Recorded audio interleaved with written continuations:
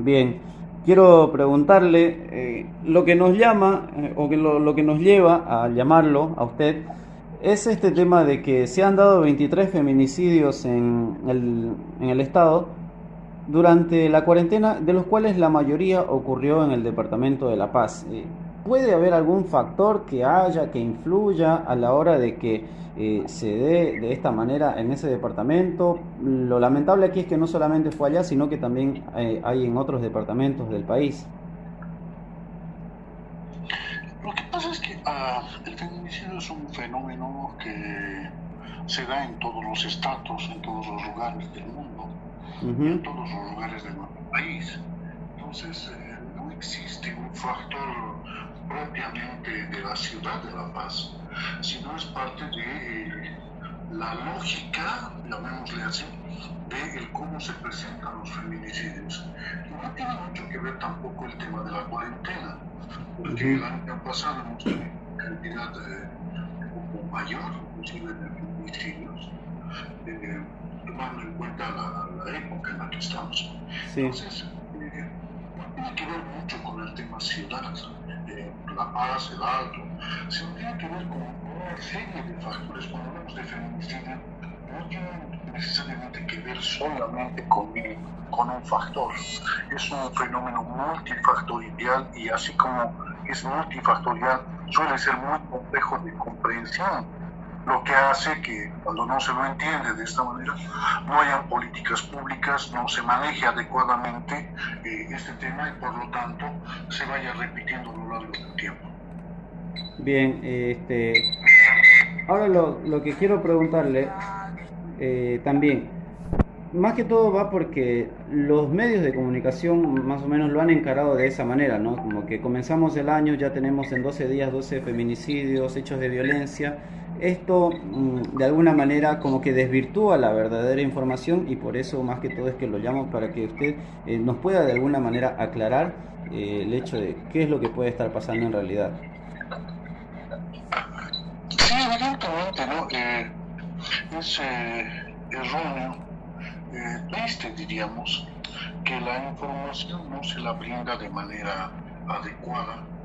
La información es en cierta manera sesgada, es decir, se dan solamente números, pero no se llega más allá.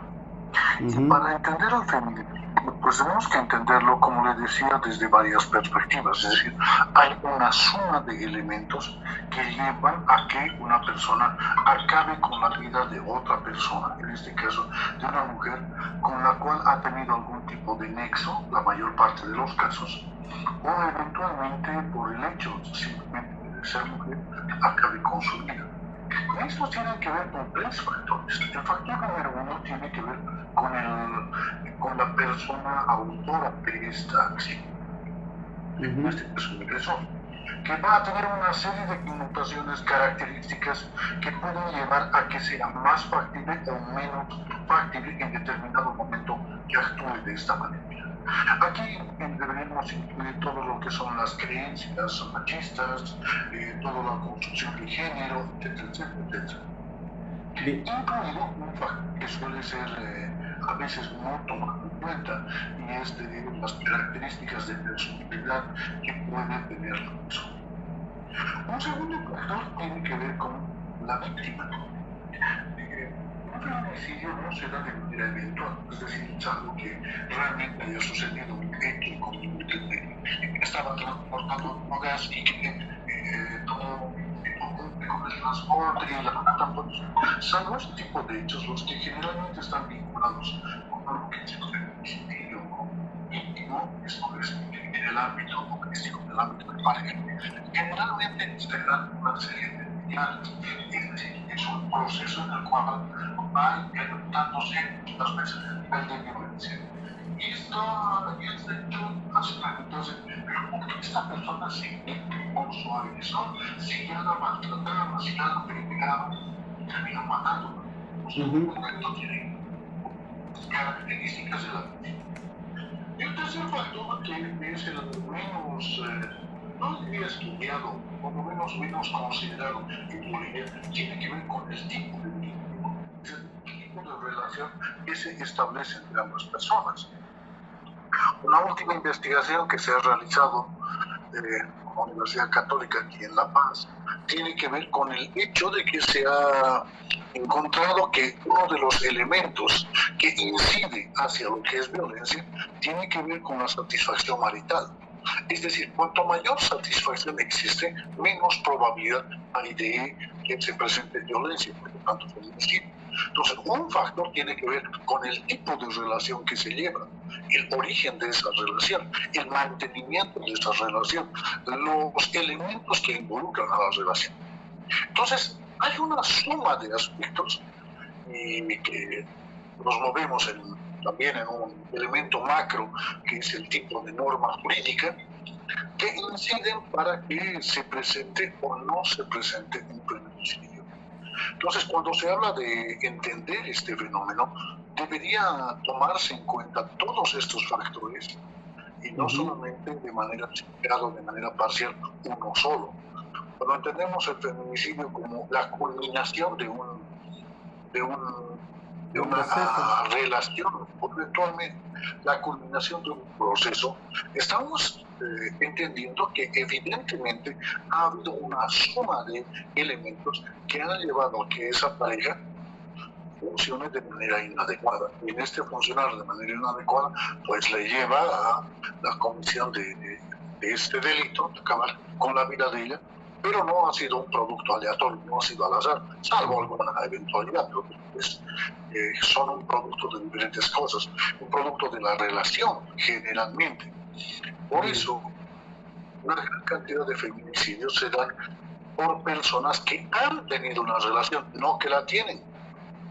Ella quería romperla, ella había roto la relación, era la expareja, es el padre de sus hijos. Es decir, tiene que ver no solo con la relación vigente, sino cómo se ha ido desarrollando la relación luego de una eventual ruptura en el tiempo. Bien, muchas veces hablaba usted de quizá el factor, ¿no?, de las creencias y demás.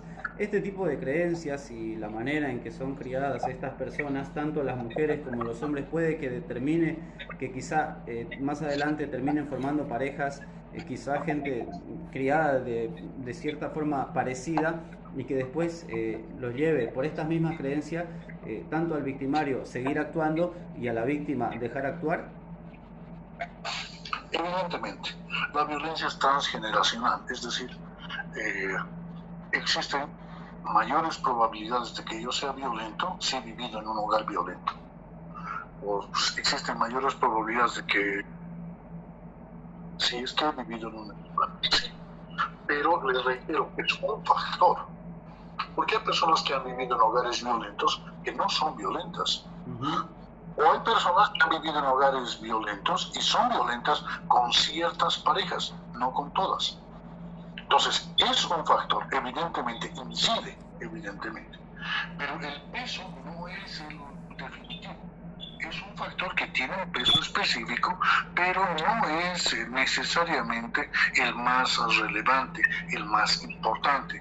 Pareciera que al haber vivido violencia, más que el hecho de haber vivido violencia, que genera un aprendizaje inadecuado del relacionamiento para hombres y mujeres, mostraría llamémosle un desapego. La palabra apego es una palabra un poco compleja, y por eso planteo un desapego, es decir, el hecho de que se perciba al agresor de acuerdo a las características que este muestra, como alguien bueno, y a la persona víctima como alguien que ha cometido errores.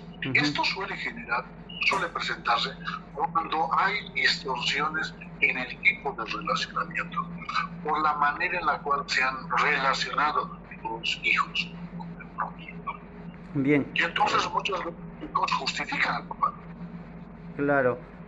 Muchas veces, por ejemplo, ¿pero qué hiciste para que te pegue?, se le suele preguntar a la víctima, ¿no?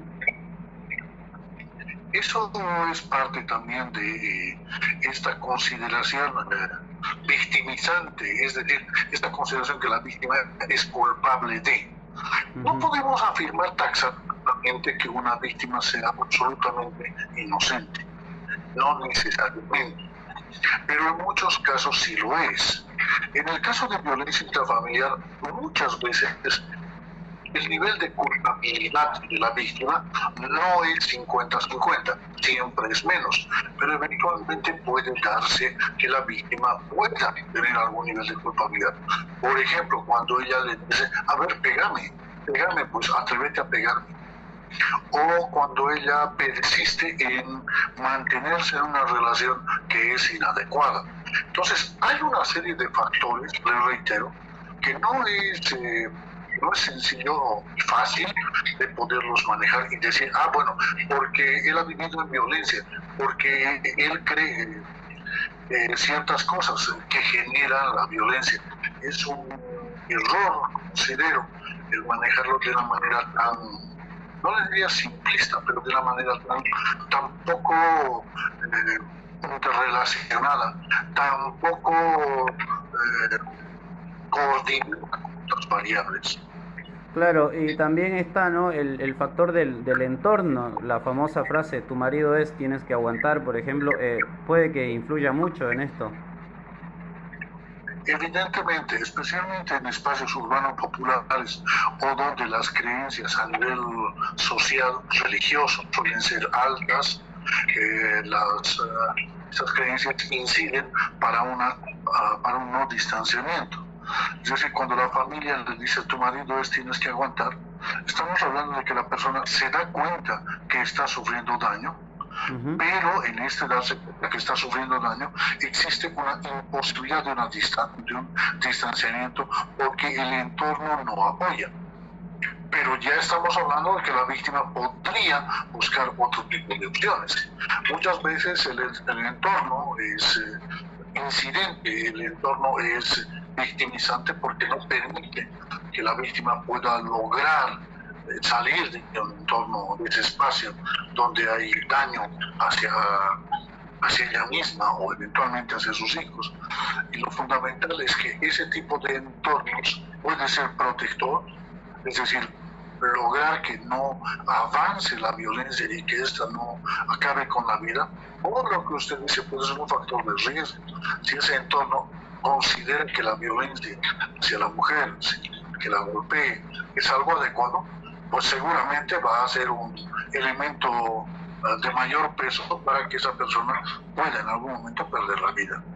Bueno, el machismo justamente es algo que yo veo que está muy aplicado aquí por parte de las mujeres también. Por ejemplo, justifica muchas veces al hombre cómo no le va a pegar su marido si ella andaba saliendo, por ejemplo. Creo que también el entorno, más que todo femenino, las personas, las congéneres de las mismas mujeres que terminan siendo víctimas de estos hechos, son las que también un poco impulsan, desde mi percepción, a querer permanecer en la pareja a quien termina después siendo lamentablemente víctima fatal. Evidentemente el machismo no es una condición necesaria de solo varones. El machismo se ha transmitido de manera intergeneracional durante mucho tiempo y mucho de la transmisión de este tipo de creencias tiene que ver con las mujeres, es decir, madres que transmiten este tipo de creencias hacia sus hijos y hacia sus hijas. Y es un factor. Sin embargo, debemos entender también que en el tiempo, estamos hablando de los últimos 20 años, se ha cambiado esta perspectiva machista en cierto tipo de estratos sociales, cierto tipo de niveles etarios. Le hablo de adolescentes, adultas jóvenes, que no tienen tanto esa percepción sobre el mantener un vínculo con alguien que las agrede. Esto no le digo que esté eliminado, pero ha bajado la cantidad. Lo que sí es realmente preocupante, es realmente complejo, es cómo la persona aprende a manejarse por sí misma. Bien. Es decir, muchas mujeres aprenden a creer que no son valiosas, que no tienen valor si no están en pareja. Y ante esta posibilidad de una ruptura de pareja, ante esta posibilidad de una distancia con quien es su pareja, pues el miedo es mayor y hace que se mantengan en un relacionamiento inadecuado. Y no, la gente le pregunta, ¿por qué no te hace algo? ¿Por qué no pasa algo? Y la persona suele no saber responder. Y tiene que ver con el hecho de que se considera a sí misma como alguien incapaz de tener una vida sin esa pareja. Se convierte en un negador, digamos, al principio, pero no llega también a la etapa de la resignación, digamos, sin antes cometer el hecho criminal. Eh, lo que pasa es que la víctima en muchas ocasiones no encuentra la salida, no sabe cómo salir de una situación tan compleja. Y el victimario en muchas ocasiones se encuentra también atrapado en ello. Es decir, el agresor, primero que muchas veces, y esto no es una justificación, esto es algo real, no ha querido matarla. Se le fue la mano. Y en esto tendría que ver todas las circunstancias. Bebió. Y esto no significa que se justifique a alguien que ha acabado con la vida de otra persona, bajo ningún concepto. Pero en ciertas ocasiones, cuando han ingerido alcohol, se incrementa la posibilidad de lo que se llama la celotipia alcohólica. Es decir, la persona que está en pareja y tiene celos, el consumo de alcohol, estos celos se incrementan, se hacen mucho más grandes, y entonces la persona puede actuar radicalmente sin tener la conciencia. Y luego, por eso muchas veces se arrepienten, y en otras ocasiones usted va a encontrar que es porque están atrapados ambos en una relación extremadamente tóxica. Puedo estar contigo, pero tampoco puedo. Bien. Es una sistémica, algo que se denomina como colusión. Estamos juntos y peleamos, pero cuando nos separamos nos extrañamos y no podemos vivir lejos de la otra persona. No saben vivir el uno sin el otro. Ahora quería preguntarle, el hecho de que haya personas que sean el agresor, como me decía hace un rato, que pueda ser agresivo con una pareja, pero con otras no. ¿Esto a qué se puede deber? Y si hay posibilidad o existen casos de personas que han sido altamente agresivas con sus parejas y que después hayan cambiado y no hayan vuelto a cometer violencia. Vamos por partes. Cuando le planteo de que una persona puede haber sido un agresor con una pareja y con otra no, se refiere a esto que le planteaba hace rato también. Es decir, a la conformidad o a la adecuación en el vínculo relacional, el vínculo de pareja, en el vínculo conyugal. Si esta conformidad es alta, existen menos posibilidades de que alguien sea agresor. Entonces, si con esta pareja he tenido serios problemas, se ha hecho altamente conflictiva y yo he sido un agresor, puede que con otra pareja este tipo de circunstancias no sean iguales y por lo tanto yo no sea un agresor. Este es el primer elemento. No todos los agresores agreden a todas sus parejas. Habrá los que sí, agredió a ella y luego terminó con ella, se arregló con otra, tiene otra pareja y también la agredió. Y sí, se va a dar también. Es decir, hay un mantenimiento de cierto tipo de conductas agresivas. Sin embargo, les reitero, puede darse la circunstancia en la cual con esta pareja, que ha tenido un vínculo distinto que con la otra, pues esto haga que no actúe de la misma manera, es decir, no la agreda, y también porque el tiempo de relación puede haber sido corto, puede haber muchos factores. Ahora, lo otro que me pregunta, lo que diríamos tiene que ver con la rehabilitación. ¿Un agresor se rehabilita? ¿Un agresor cambia? Es una pregunta muy compleja, porque en una relación, en un tipo de relación, cuando ya hay agresión, es menos probable que esta persona cambie.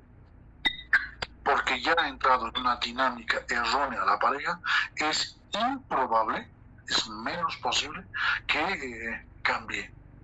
Si quiere, se va a mantener en esta forma inadecuada de relacionarse. Pero ¿cómo podría cambiar? Pues El tratamiento terapéutico es muy largo y es muy complejo porque tiene que ver muchas veces en el caso de los agresores por creencias establecidas, creencias sobre el mismo, creencias sobre lo que es su pareja, miedos de la persona sobre la posibilidad, por ejemplo, del engaño y otras que están presentes y lo que generan es un altísimo nivel de angustia, un altísimo nivel de miedo en el agresor, que luego le llevan a impedir un relacionamiento adecuado. Por eso se plantea que la modificación de un agresor, la modificación de que deje de ser agresor, pues es difícil, es muy compleja y requiere una intervención terapéutica voluntaria, es decir, y aquí hay errores a veces en los fiscales o en los jueces que los mandan a terapia. Y esa persona va a terapia no consciente, es decir, va porque le ha mandado el juez, le ha mandado el fiscal. Y lo que hacen es perder el tiempo.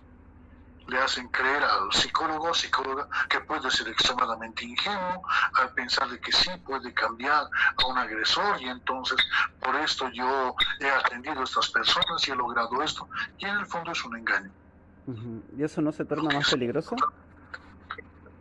Eventualmente sí, porque la persona por una parte está forzada a una medida judicial y no estoy de acuerdo con ella, así que me has denunciado, entonces esto me enoja mucho más.